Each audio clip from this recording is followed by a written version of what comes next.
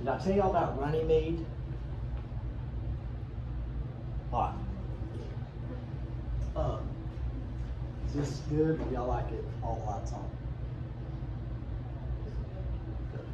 Good. 12:15. You don't need to know dates, really. There's a few dates you need to know, but you need to know chronological order. And probably for like U.S. history, you need to know decades. Like the 30s. What happened in the 30s? Depression. 40s. World War II. Yeah, stuff like that. You don't have to know exact dates. 12:15, there's a guy in England named King John.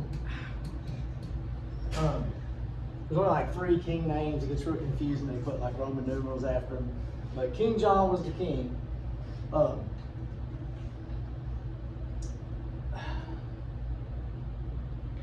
Yeah, I'll tell you my version of what happened, and then I'll tell you what really happened.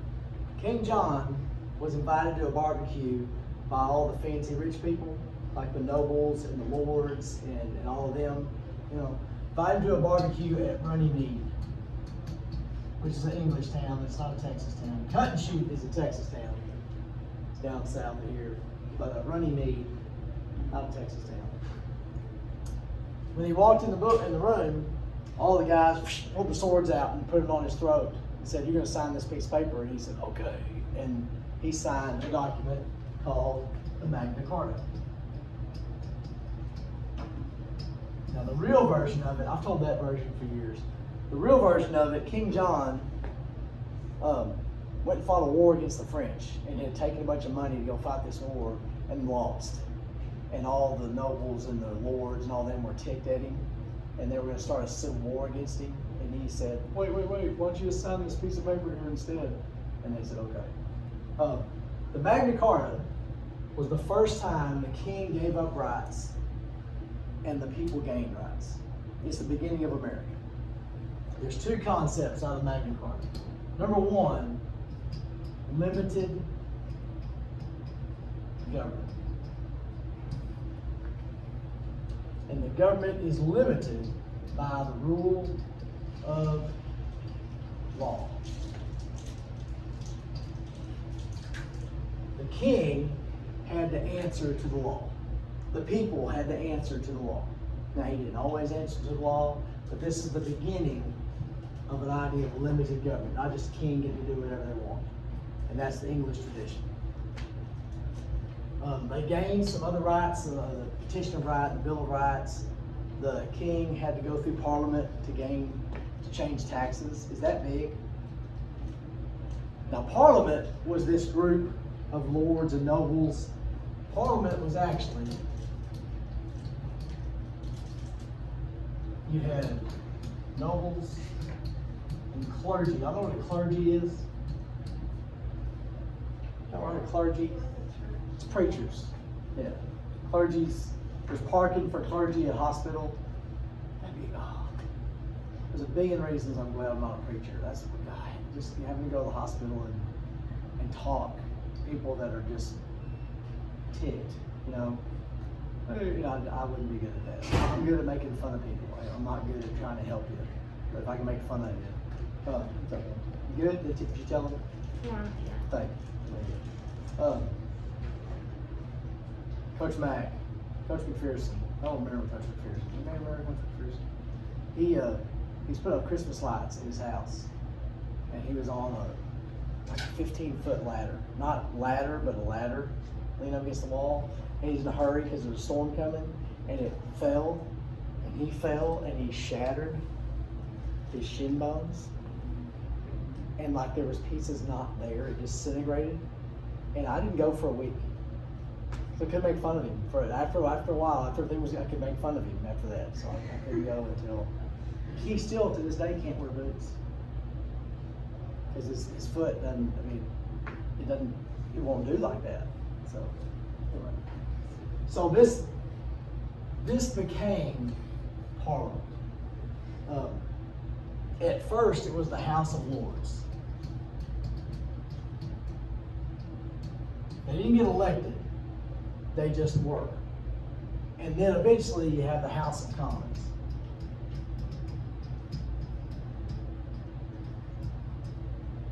This is the elected people. And it got into the 1600s, and then Parliament gained the power to control taxes. And later on, the king had to go through Parliament for everything. When we're really talking about Parliament, what are we talking about today?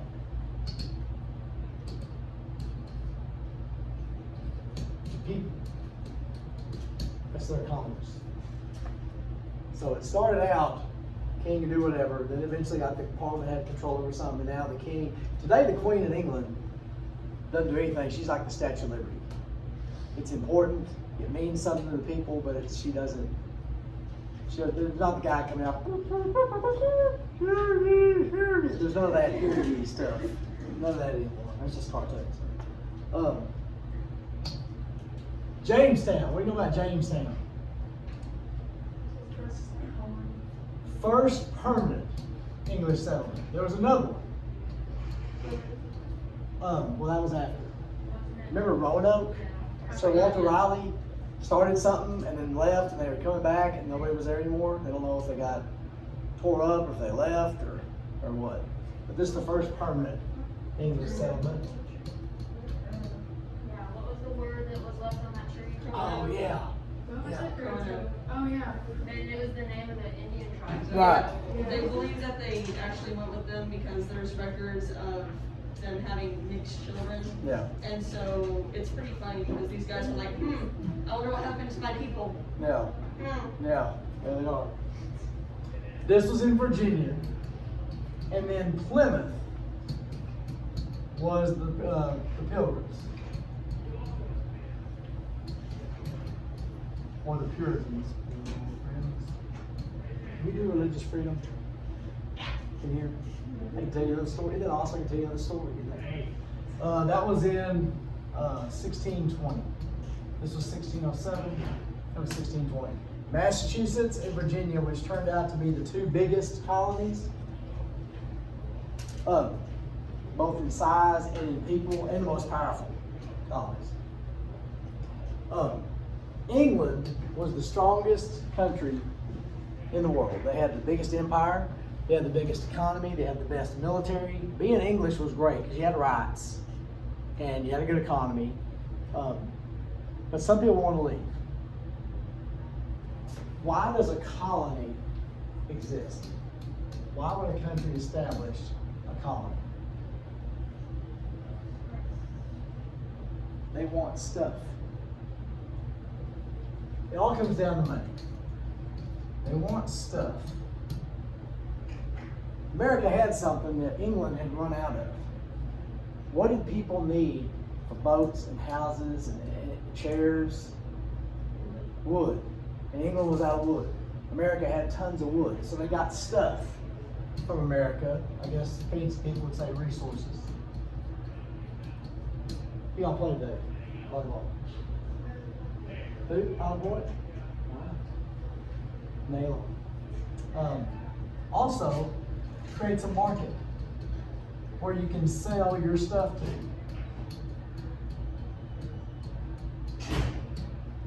So you can sell your stuff to people in America, and not just the colonists. You know, the other people come from other countries, and sometimes the Indian tribes and all that. But you get stuff out of it, and you get to sell your stuff to them. It's all to benefit the mother country. Why did I say that? All right. So people came to America, one, for economic opportunity. If you leave England, like if your dad was not the king, or your dad was the poop scooper, your future is not very bright. You're going to be a poop scooper.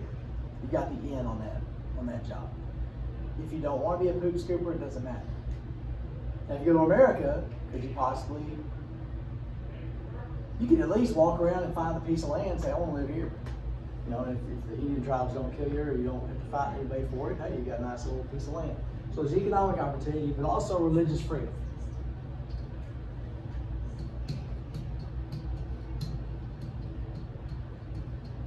Sometime in the 14 or 1500s, Henry VIII, you know who Henry VIII is? He's the guy that's got the red Abraham Lincoln beard and the flat hat and the turkey leg. the guy in Renaissance fairs is always like Henry VIII. I don't know why. Y'all been to a Renaissance fair? They're entertaining and they're expensive, but you always got a handful of drama students that can't let it go.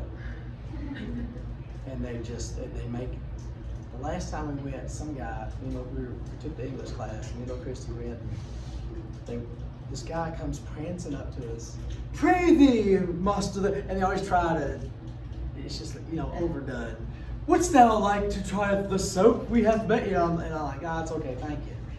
And he looked at me and he goes, "A closed mind." Well, and he started giving me this, and I was like, that's fine, good. And Christy got some, and then she walked off. She's like, this stuff is not, and she had to go clean her hands. And I wanted to go back and tell, a closed mind gets you good hands. You don't have to, what was I saying? What was funny? Forgot that story. There's a King of the Hill that shows the Renaissance fair. That really is how it is. But Henry VIII, he was married to this girl, and she had a girl. So obviously something's wrong with her. Because if you're the king, you have to have a boy. Why does the king have to have a boy? Keep the king stuff going on. If not, some other guy's going to marry this girl, and then he's the king, and his name carries on. So something's wrong with this girl, because she had a girl. So he goes to the Pope. If you went to church back then, what church did you go to? Catholic Church.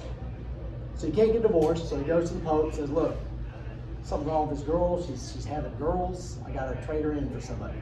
And the Pope says, "Nope, can't do that." So he goes home and he takes over the Catholic Church in England, changes it into the Church of England. And everybody has to pay taxes to the Church of England, and everybody has to be a part of the Church of England if you want to run for office or have a job or do anything. So he meets this girl named Anne Boleyn, and she looks like she could have a boy. So he marries her. She has a girl. Something's wrong with all these girls. What is wrong with all these girls? So obviously, because he had done so much for her, no other guy had done more. Did you tell him? You got one. Thank you. No guy in the history of the world had done more for a girl than Henry VIII. He took over the Catholic Church. He did all this stuff. He granted himself a divorce and didn't do any good. So he cut off her head, obviously. Cut that off. He married some other girl, and she had a boy, but he ended up kind of messed up and weak. And that caused a civil war. Elizabeth and Mary. Elizabeth was, I forget which one was which. Okay, Mary had run off. Mary was the first mom's daughter. She hated the Protestants because her dad had kicked the Catholics out, and so she hated and then Elizabeth hated the Catholic Church because she wouldn't exist if the Catholic Church was there anyway. There was this big, huge civil war. All these people died. And you have the Church of England. So the Puritans wanted to leave and go to America. Are things great in America today? We got problems, right? No matter what kind of problems you got, is anybody willing to meet in Galveston and get on this rickety old boat and just go off somewhere that we really don't know where it is, and we don't know how long it's going to take? We got a barrel of water, and we got some food here, and we'll just go. We might die, we might not. We really don't know where we're going. No, I'm not willing to do that, no matter how bad it is. They were willing to do that. And they went on this, could be 2-month journey, could be 6-week journey. You're going to burn up, you're going to freeze, you're going to starve. You got water, and water doesn't go bad, but after a while, a barrel of water might get chewy. That's not good. And then when you show up, you get to build a shelter and find some water and find some food. We can't go to Fort Worth without stopping at Allsup's to get something to drink. Oh, let's go. No, yeah. So, when they show up, they did not establish religious freedom. You had to do what they wanted. You had to worship the way they said. So everywhere in America, there was no religious freedom except for Rhode Island, I think Maryland. You do what you want. That's people coming over here. Let's see. What Republic is enlightenment. I'm gonna tell you a guy's name that you've never heard of. And actually, I hadn't heard of it until just a few years ago. William Blackstone. Not Millman. Is that dyslexia? I did just switch it around, didn't I? I might have adult onset dyslexia. Spelling just doesn't. Blackstone. This guy was an English judge. And he wrote books on English law. I would not suggest reading them. I've never read them. That would have to be horrible reading English law. And I would just hear the accent while I was reading it. Some English guy, Anyway, he's what our laws and our judicial system's based on. We took what he wrote and used it. So it's pretty important, very boring. I'm glad there's boring people out there. Boring people make life possible. They're the ones that do stuff and figure stuff out. So the cool people making everybody laugh, they don't do much. They just make people laugh. But the boring people is what actually does things. So I'm thankful for boring people. French and Indian War. What do you know about the French and Indian War? Doesn't tell me this correct. Between France and Great Britain. England versus France. What the Indians got to do? Because they allied with They're with the French. Love does not bring people together. If you share common ideas and common goals in people, that will not bring you together. If you both hate the same person, now you are united for life. Hatred brings people together. Friendships do not bring people together. So the French and the Indians both hated the English. The English came in and they kicked the Indians out or said change, and they wouldn't. So French would come in and say, "How do you catch this animal?" And they'd work with them. They didn't kick them out. They didn't beat them up. They didn't try to kill them. So they both fought the English. Wars cost men, money, and stuff.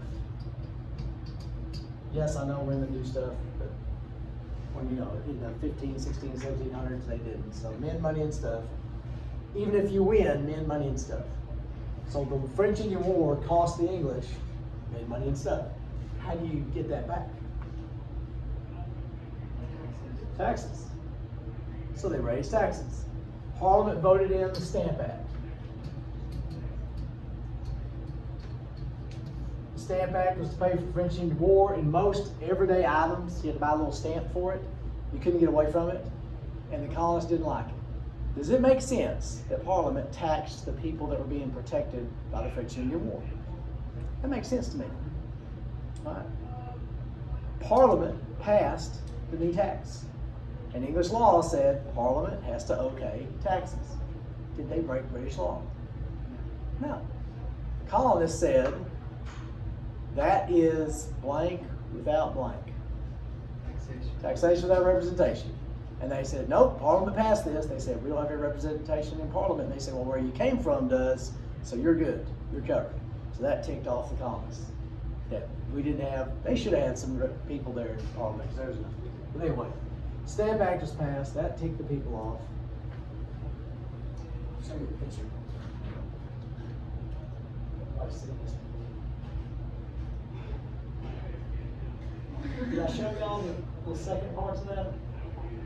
We watch all of it last week. What's this picture of?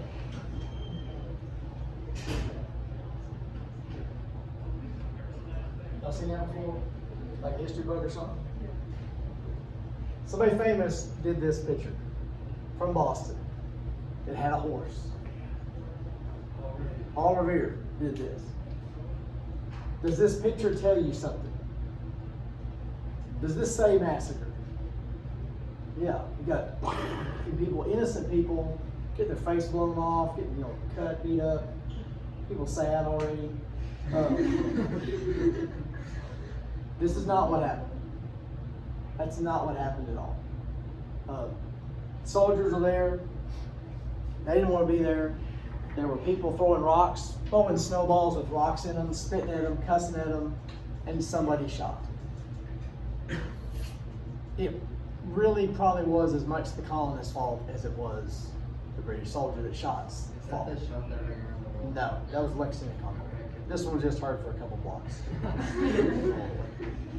Crispus Attucks. Don't you remember that? Someday you might win some money on a trivia contest. Crispus Attucks was the freed slave that was killed in the Boston Massacre. He was the first person killed in the American Revolution. This, to me, is kind of part of the American Revolution. So Crispus Attucks. Matter of fact, if we was to have another kid, I think I'd name him Crispus Attucks. That's a good running back name. That would sound good. Crispus Attucks for Iowa. Crispus Attucks on the touchdown. You know, probably wouldn't score. Crispus Attucks. All right. What else we got?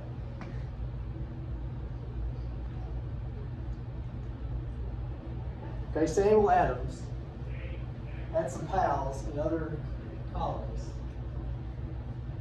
Did they have phones?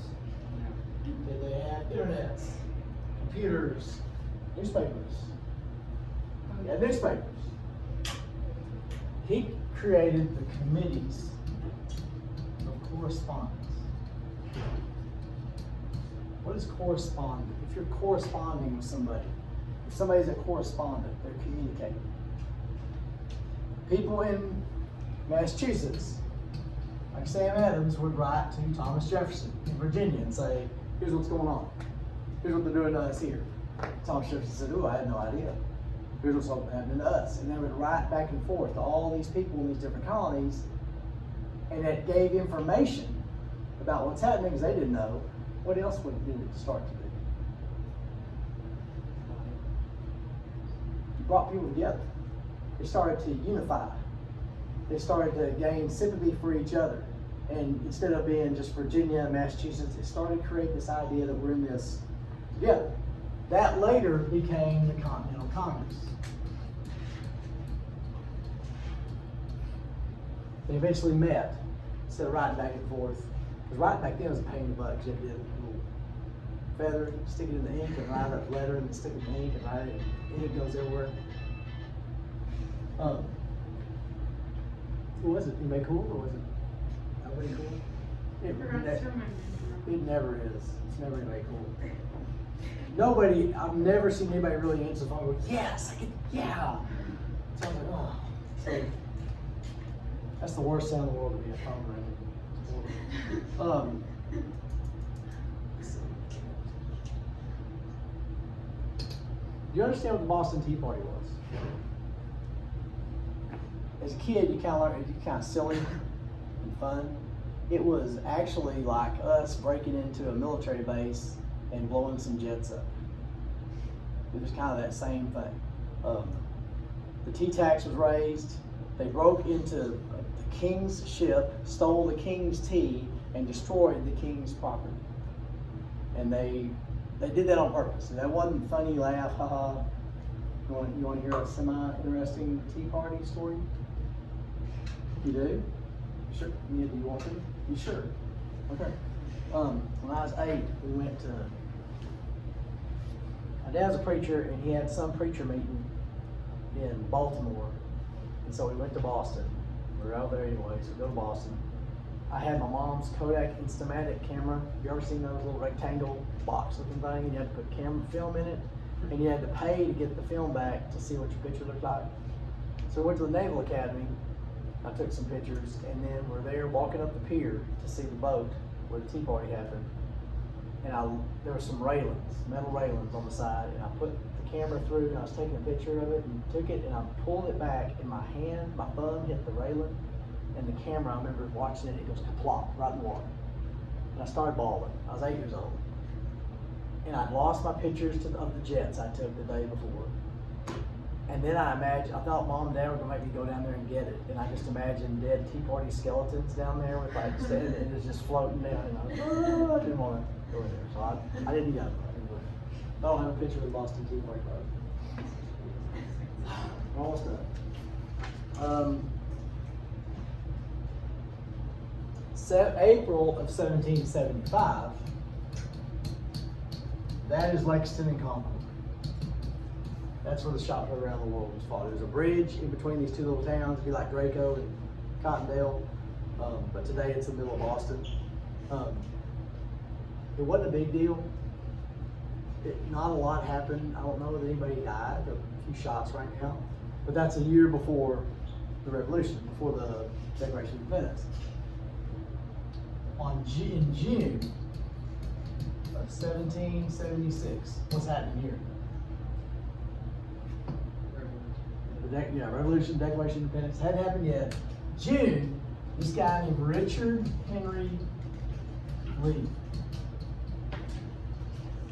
He's from Virginia. Does that mean anything? Richard Henry Lee from Virginia. You ever heard anybody from Virginia named Lee? Robert E. Lee? The Lee family was a big deal. They had to be related somehow. Might even been a granddad or something, uncle. He made the motion, bless you, that we ought to declare independence. He's the one that in the parliamentary procedure deal, he's the one that actually, we ought to do this. Robert E. Lee, I don't know if we talked about it in here. You can be crappy and good at the same time.